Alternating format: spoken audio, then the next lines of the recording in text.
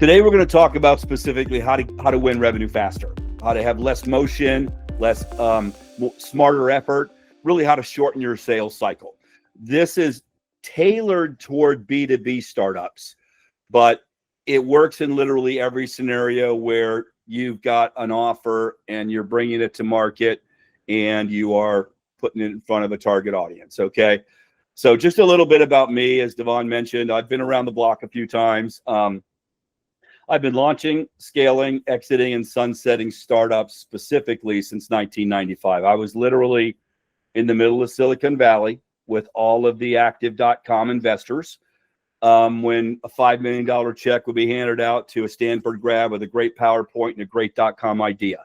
So this is where I specialize. I specifically focus on integrating sales and marketing and revenue operations with regard to go-to-market strategy, looking at all the pieces. My company, Celerant, is the top HubSpot for startups partner, has been since 2020 every year. And my focus is on helping founders understand how to navigate that go-to-market as it relates to growing revenue as quickly as possible. I always welcome LinkedIn connections. If you guys are active there, I do suggest you do be active. Feel free to reach out. I'm always responsive there, and I'm easy to find. So that's enough about me. So let's talk about what we're here to do today, and that is overcoming the challenges of getting to market and shortening B2B sales cycle. So, you got to find, you got to know who your best prospects are. That's a challenge. Who are my best prospects? I've got a large, Tam Sam Sam. We already know what that model is, but at the end of the day, you got to find your best prospects. Best is the key. Okay. And you got to know how to find them. And how do you start that conversation, especially in a sea of noise where there's more pitch emails and unsolicited LinkedIn messages about filling your calendar with pre-qualified leads. It's getting ridiculous. You need to figure out the razor-honed playbook, process, and strategy to overcome that challenge. Problem we have is new leads aren't lining up at your door, and you've got to build sales pipeline, most likely from scratch. It's a rare case as a startup founder where you have these prospects that literally are delivered to you through connections with accelerators, with investors, with networks, with marketplaces, with partners. Extremely rare. So you've got to start that from scratch. So how do you do it? Well, there's a few ways to make this happen. One of the things I found is very successful in this AI-enabled market is to pick a segment and own it. What I mean by that is become a subject matter expert in that beachhead or that early market. It doesn't have to be your long-term market, but find a segment that's probably underserved or one that is more apt to, wanting to innovate or take market share away from another market player in that segment. You want to own that for early acceleration of pipeline. And then you want to get into their DNA. What I mean by that is not literally, but metaphorically, you really want to understand everything about them at the core. And finally, don't ever lead with a pitch. That's for investors. Let me emphasize that one more time. When you make that first introduction, do not pitch your product, period. You'll have an opportunity to pitch that, and I'm going to teach you how to know when that opportunity arises and put you in position to close a deal faster. So there's 5 keys to building sales pipeline. You got to know your market, what they're thinking about, worried about, spending their time on right now. Pro tip: the only constant is change. Just because they don't engage with you right now doesn't mean they're not a target customer in 2 days, 2 weeks, 2 months. It's perpetual. You have to know what they're thinking about, worried about, spending time on right now. I'm going to give you a tactic to do just that, and it doesn't require any crystal balls or little men posing as wizards behind a big curtain. I'm going to show you how that works. You got to nail your message. You got to get that signal heard through all the noise. You have to have a model of how you're going to enter the market and a customer and prospect journey that aligns with how they want to buy, and for them to say to themselves, you know what, that's exactly what I'm looking for. You must have been in my board meeting this morning. Tell me how you can help me. That's called affirmation. Those are signals that give you the permission to deliver what we call an E3 offer. We'll talk about that in a second. Got to have an AI-enabled CRM. You're not going to grow your business on Google Slides or Google Sheets. I promise you. If you're not on HubSpot, you should consider it. If you want to be, or if you're on it now, we can help you configure that with AI-enabled Breeze Intelligence to help you identify your best target accounts faster. Can't grow on email and spreadsheets, guys. Okay. And finally, you have to have an E3 offer. Easy to understand, easy to try, and easy to buy. These are the 5 keys to building your pipeline.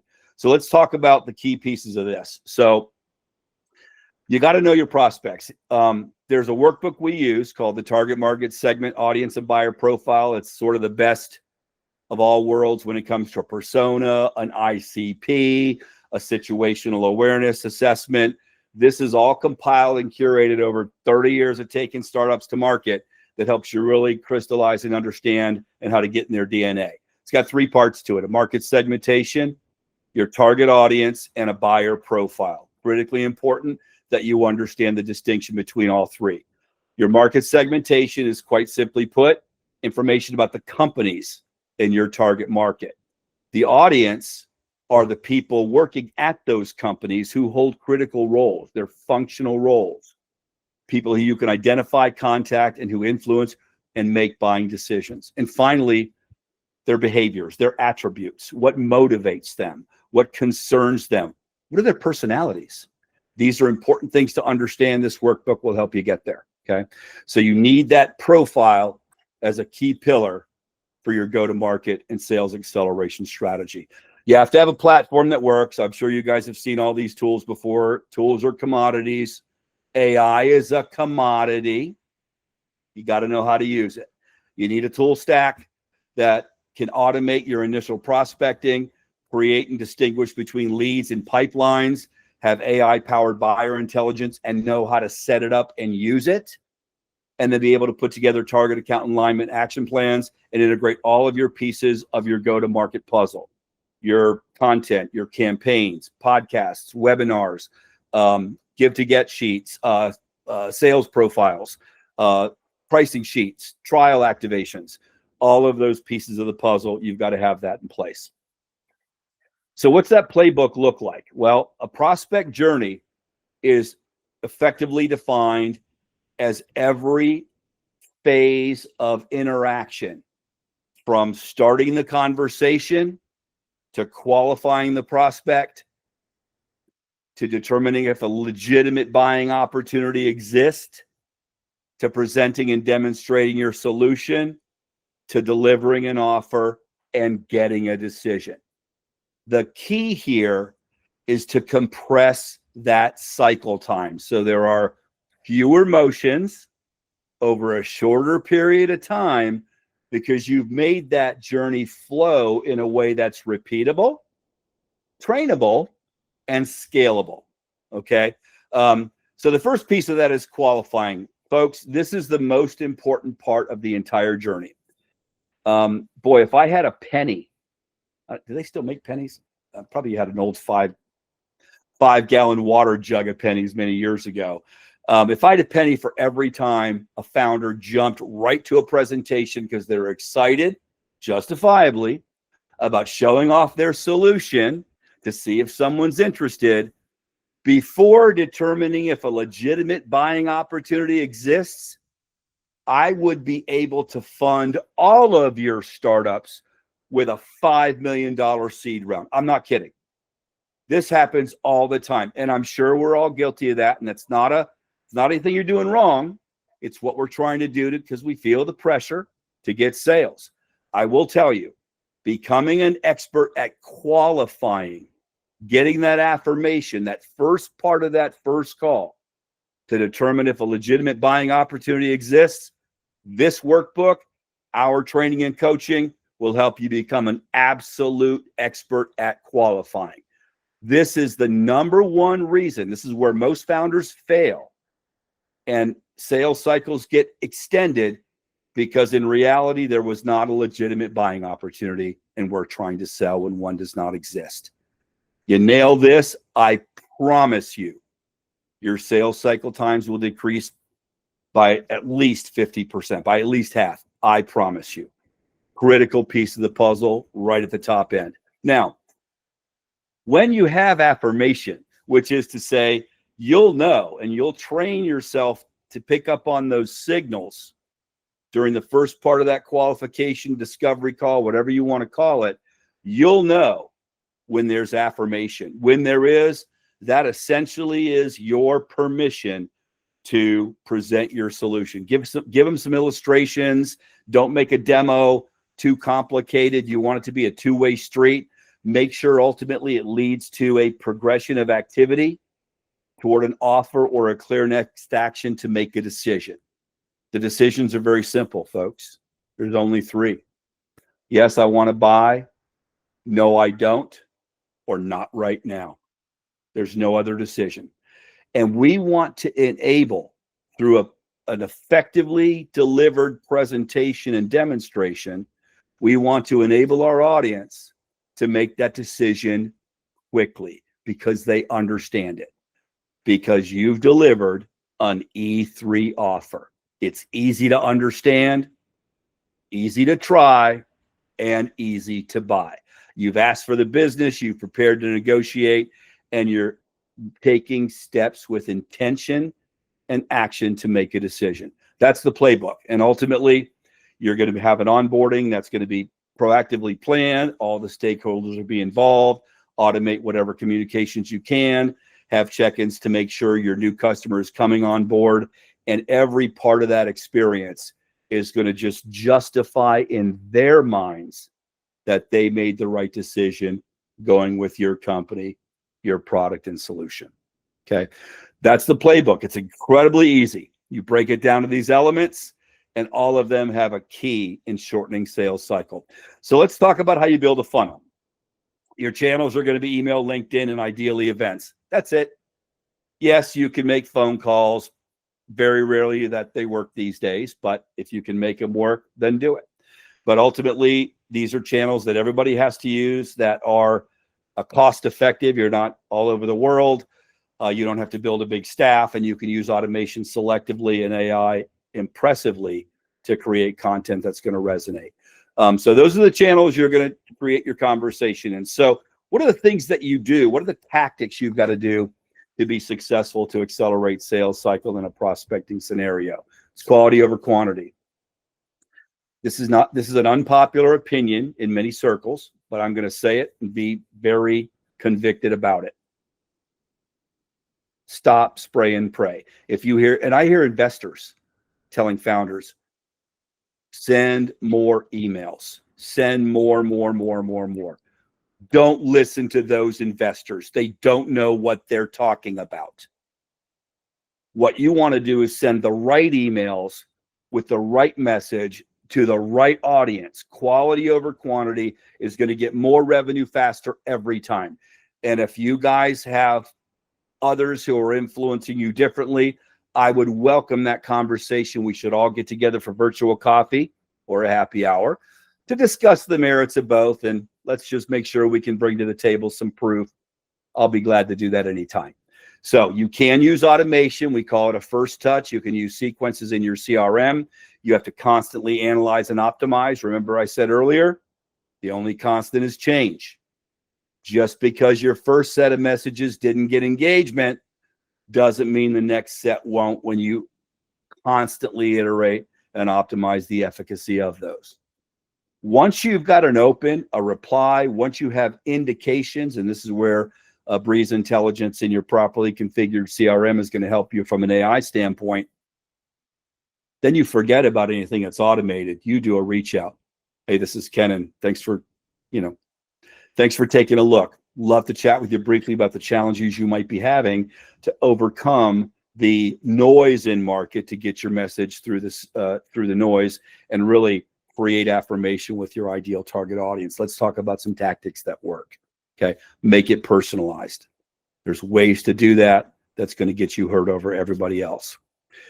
Ultimately, what you want to do with every target account and target audience and buyer in that account is aim for about a 6-week first touch to nurture. What I mean by that is maybe there's no magic number, but if you're not getting engagement within the first 45, change the lead stage of that prospect over to nurturing, put them on a drip campaign, and we can teach you how to write nurturing emails once a month. That'll keep you top of mind, but not in the way. So that 3 months down the road, when they're ready, they'll go, you know what? I remember that guy. Let me reach back out to him because there were some important things they were saying that we were thinking about, but we just weren't ready to engage yet. Very critical. It's persistent. It's progressive. Okay. It's personalized what it needs to be. This is how to prospect. These are the keys. I'm going to give you an opportunity to get deeper into that at the end of this conversation. So your first touch is essentially just a digital door knock. You want to use that to see who's engaging quickly, who's opening, who's clicking, who's replying. Generally do some A/B testing. It's not hard. The key here is to be specific. Never lead with a pitch. Be specific about their situation. Details are better. Make it short and brief. We want to find out who engaged, who opened, how often, and what's next. And then when a properly configured CRM is set up, we can build lead scores that show top engaged. And then we can start doing LinkedIn connections, role and objective specific emails, maybe ask some open-ended questions and include some actionable, beneficial call to action, a give to get, we call it, whether it's a case study, a comparison, a testimonial, a worksheet, a prospecting playbook that each of you will have an opportunity to get at the end of this session. Give something of value first, okay? When we talk about pre-qualifying, use presumptions. Don't pitch. Stop the conversation if there isn't a fit. But when a legitimate buying opportunity exists, build pipeline by presenting an offer that's easy to understand, easy to try, and easy to buy. Folks, this is the key. Before I get into what this means and open up Q&A, let's recap what we've covered. Know your market. Dive into it. Get in their DNA. Nail your message. Have your stack configured to do this at scale with intent and automation and AI. Deliver an E3 offer and consistently work toward a final decision of yes, no, or later, and try to get that done in about 45 days. That's the key. Now, to put a bow on top of this, accelerate your sales pipelines, you have to deliver an E3 offer. Folks, even if you have a complex solution that requires specific configurations, integrations, SOC 2 compliance, licensing setup on servers they own, or cloud instances that are virtually private that you, or whatever it ends up being. If there's a lot of conversation, a lot of integration before they can get value, there are ways you can compress that over time, or make it shorter and easier for the client to try and buy your solution. We'll talk about how to do that. So what does easy to understand mean? Make your offer a summary. Here's what it is. Here's how it works. Bullet, bullet, bullet. Here's the load or lift on you. And here's what the ROI looks like based on these KPIs. For early stage founders, it's generally a pilot or a proof of concept. Use either of those terms judiciously. If it's an MVP, it's more of a proof of concept. If it's a pilot, that's basically already proving that this is going to work in your scenario. Either way, make those time bound. If they're longer than 3 months, it's not going to work. Okay. Have them be 3 months or less. 1 month's ideal. Time bound with a defined outcome and a path to implementation as a full customer. Show that path to ROI and always be prepared to answer their top 5 questions. Easy to understand, break it down, make it compact. So easy to try means this. I saw this a few months back. I just was curious. So I did a ChatGPT inquiry that how many apps does the average 30-year-old have on their iPhone? It was a very nebulous. It was somewhere in the neighborhood of 130 or 140 apps. And then the next prompt was, How many do they actually use every day? That answer was a fraction. So what this means is adoption impact. It's going to take me time to configure, to adopt this. I don't have the time.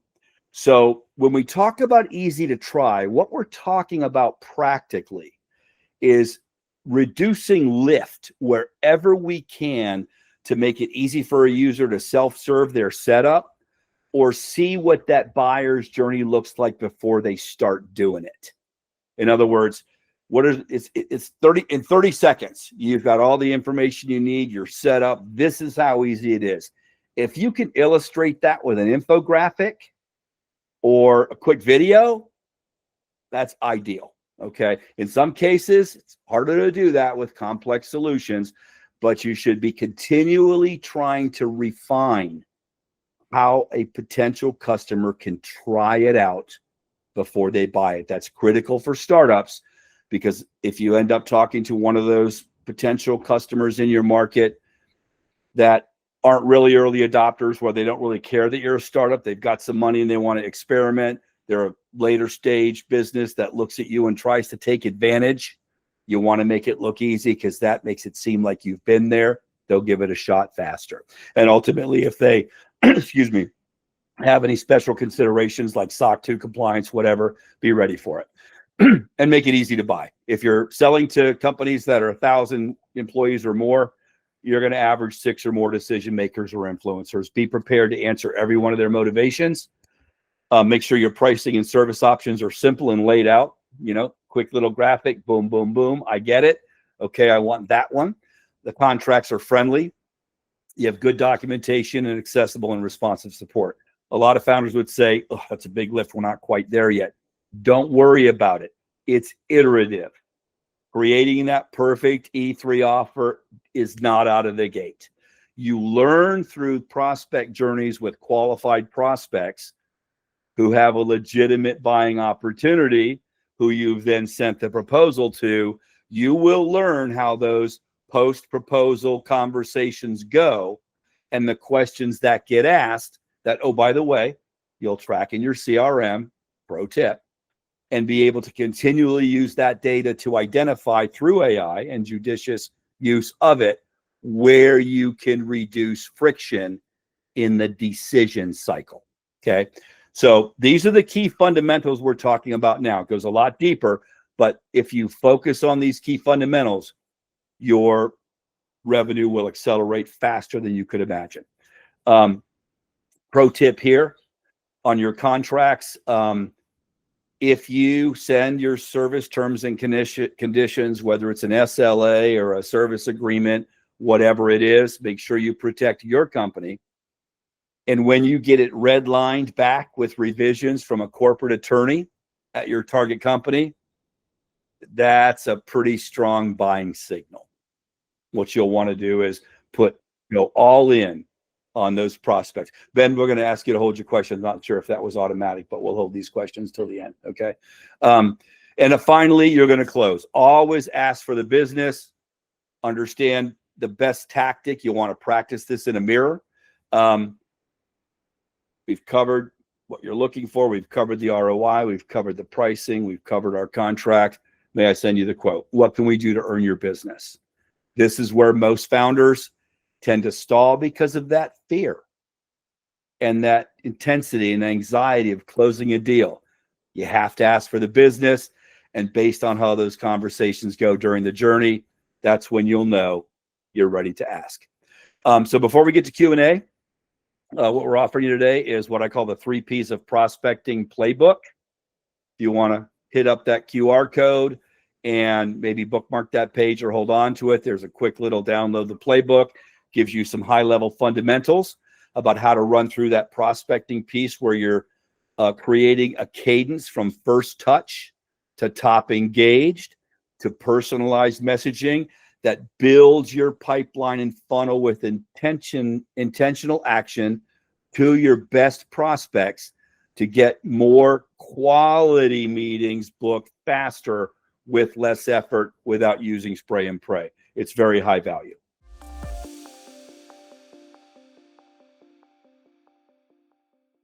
This has been an incredible presentation. This is something that I've been looking for the last 2 years, but we're finally here, so better late than never.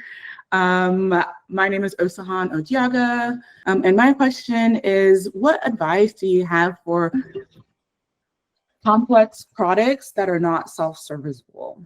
Great question. It's a great question. So I'm going to ask you a couple, and we'll make this brief. So here's the question for you. Your buyer, what are they thinking about, worried about, spending their time on right now? I have an idea, but you probably know, and you probably have a hunch. So I want you to go with your hunch. I want you to get into their DNA, okay, figuratively speaking. If you're waking up and you're that buyer, you're not selling your product, you're them. What tabs are they opening on their browser? Who are they having Zoom calls with? What are they challenged with? What are they thinking about, worried about spending their time on right now?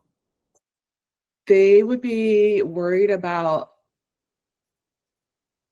taking on and selling a product in a category that they've never sold into before. Okay, so this is a all new thing. So, okay. So is it? Let's take it up a notch, Osahan. Did I pronounce it correct, Osahan? Did I pronounce that correctly? Yeah, perfect. Thank you. Cool name. So are they thinking about taking on a product, or thinking about how am I going to make more money in a crowded market? So definitely the second one, how am I going to make more money in a crowded market? And our product would obviously, well, not obviously. Hold on, Osahan, love you. We're not going to talk about your product right now. We're not going to pitch your product. We're not going to talk about what we're going to talk about, to answer your question, is what they're thinking about. Is it more important than to go, how am I going to make more money in a crowded market? Which of those, in your opinion? I don't know your market like you do. I'm challenging you to think a different way right now, and it might not be right, but I want to kind of have you get into their DNA. Are they mostly worried about where can I make more money faster? Yes, they're worried so about. When you start that conversation, Osahan, hi, I'm Kenan Rapucci.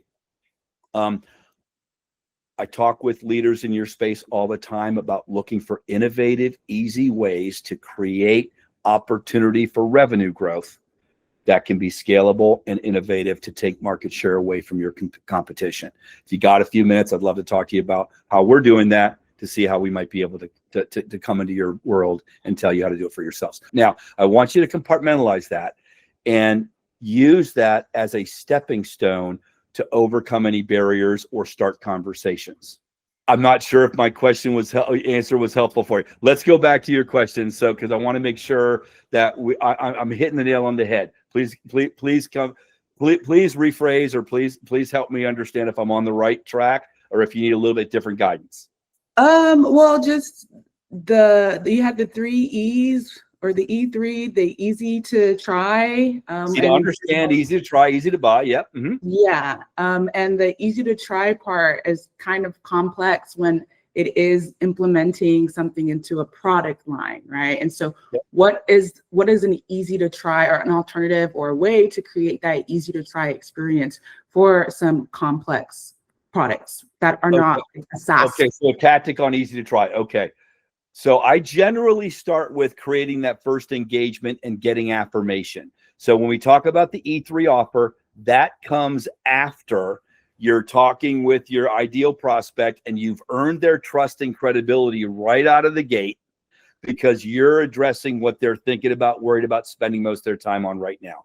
So when you get that credibility and you go through your presentation, when you deliver the offer, you talk about an easy pricing model, easy to try. So we have 3 options for you to validate the efficacy of this and how your customers can adopt this at scale. And you explain what the composition is. You hit it head on, because you've already earned their credibility. So you want to lay out the key elements of that product, and so they understand how they would apply it to their revenue stream for their customers. How are you doing that today? Right now, we just have something we call a business development deck. But as far as how, we have not been communicating that. we're still in the process. We're still in the process of developing what our messaging and how we communicate this to brands looks like. Okay, perfect. So you don't yet have new customers, but the product's ready. You're in a very good position. So what you want to do is remember I talked about target market segmentation. Yeah. Find those players in your market. You know, Tam Sam Sam. Find those players in your market that you can find evidence that they innovate. Okay. They know the innovation takes being the first through a brick wall, maybe getting a little bloodied. Okay. And then prepare a way for them to try samples. Okay. Because if they're not innovators, they're going to just think it's too complicated. Yeah. They're laggards in the technology adoption life cycle.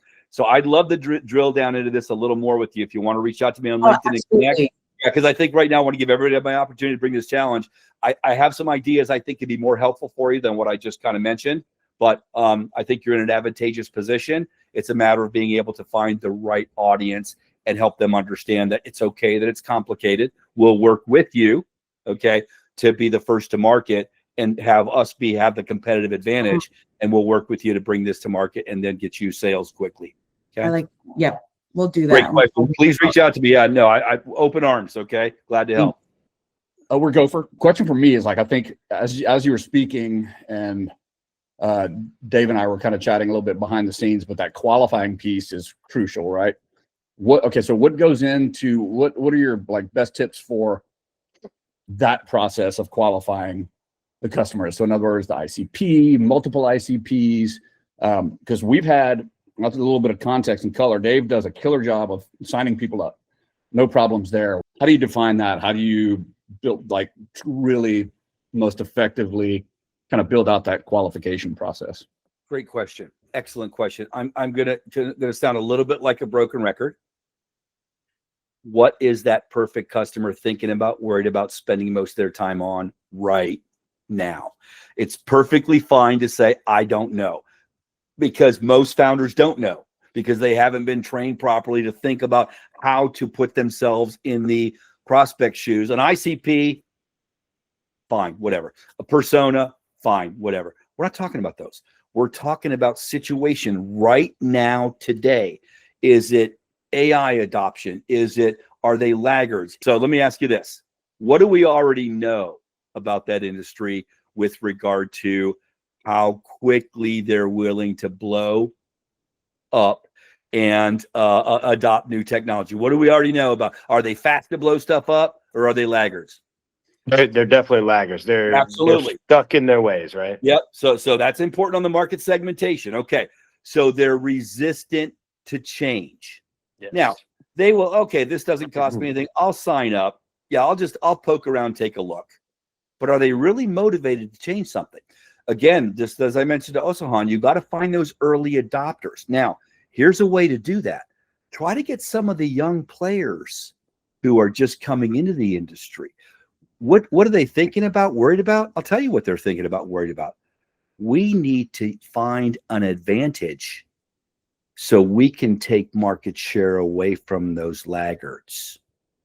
I guarantee there are some new players. Those are the ones that are going to be your first 5 paying customers. And the way you're going to approach them is, and I mentioned this to Hassan a couple minutes ago, and again, I'm going to sound like a broken record, but I guarantee it works. I've got decades of experience in this. I am not sending you down the wrong rabbit hole. You got to look. What if we could give you a platform that allows you to take this particular part of your business away from a market share, away from your direct competitors who are too slow to figure out? They're going to probably start the conversation with you. And then it's all around how to start that initial, don't lead with a pitch. Talk about what they're working on right now, what's working, what's not. You're not starting with a pitch. You're figuring out, you're getting into their mind. It's counterintuitive when you're going, I got to make a sale, I got to pitch. I get it. How do empathy first, right? Yeah, well, no, relate to them. Get that credibility, because you're going to separate yourself from all the other noise. How many sales pitches do you get in your LinkedIn about filling your calendar with qualified leads? How many do you get every week? 100. And what do you do with those? Love it. Well, why would you lead with a pitch? Don't do what everybody else is doing. Lead with I'll give an example before we break for this call, because I'm gonna give one for everybody to just try to, it's being recorded. Everybody will get this, and you can ping me if you want to have a session on it, no problem.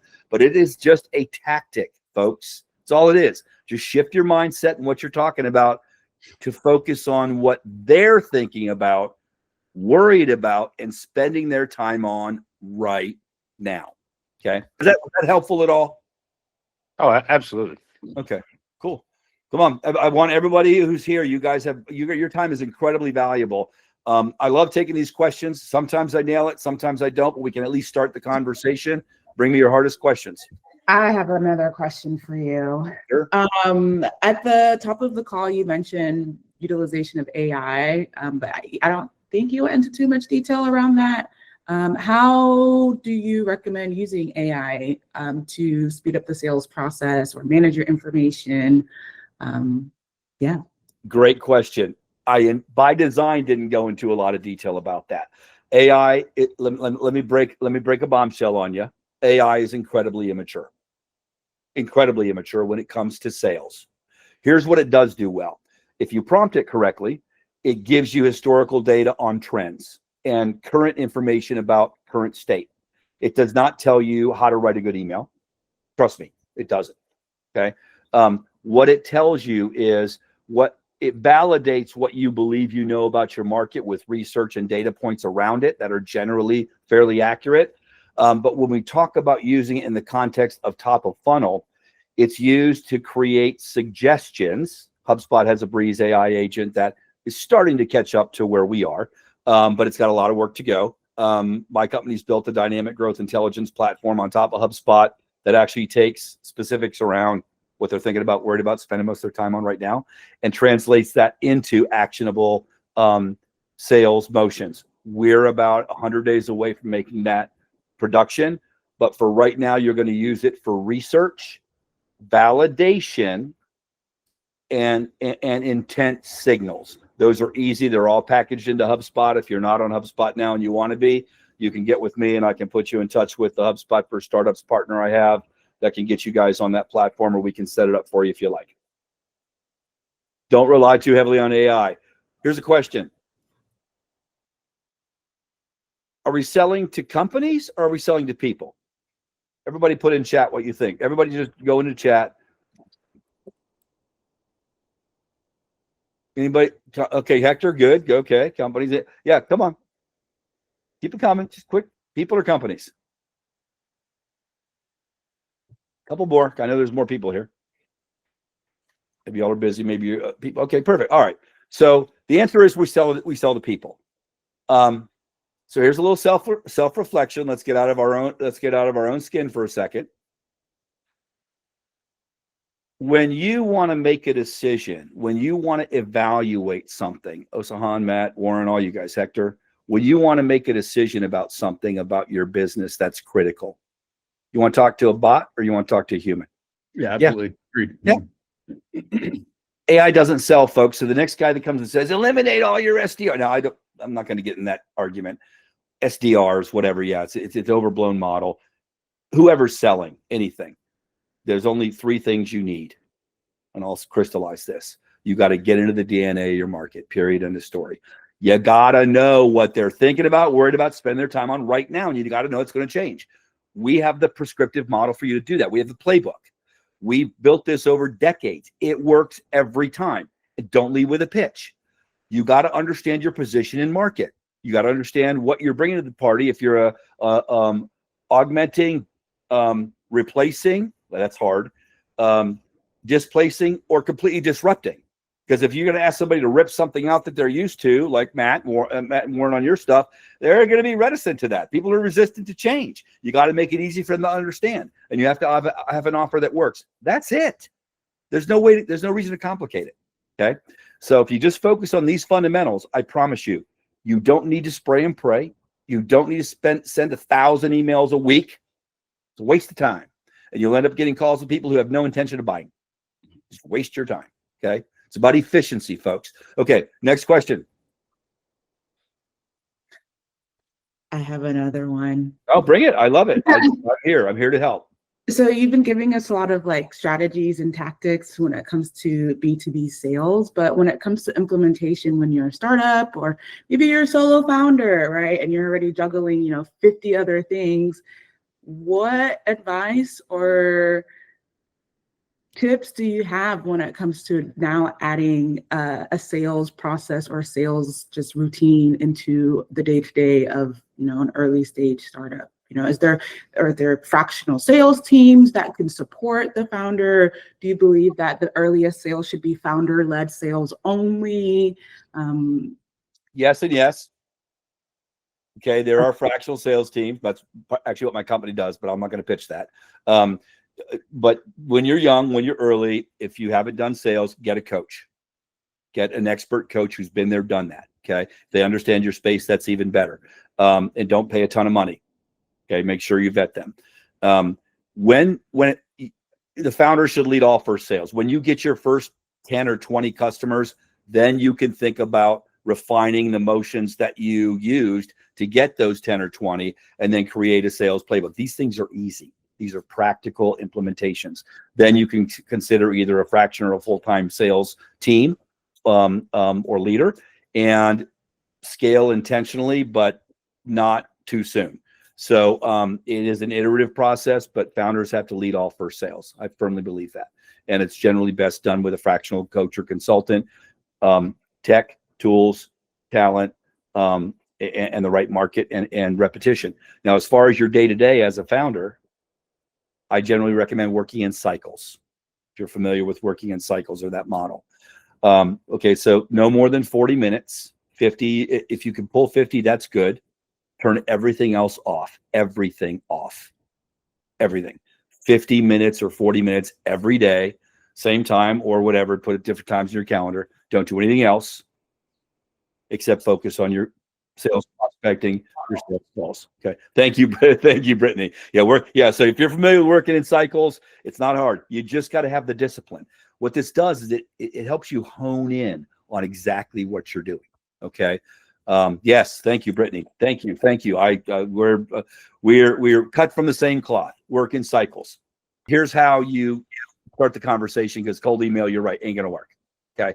Doesn't mean you can't do it. You have to do it perpetually, and it's got to be done right, but it's not going to get you results at scale.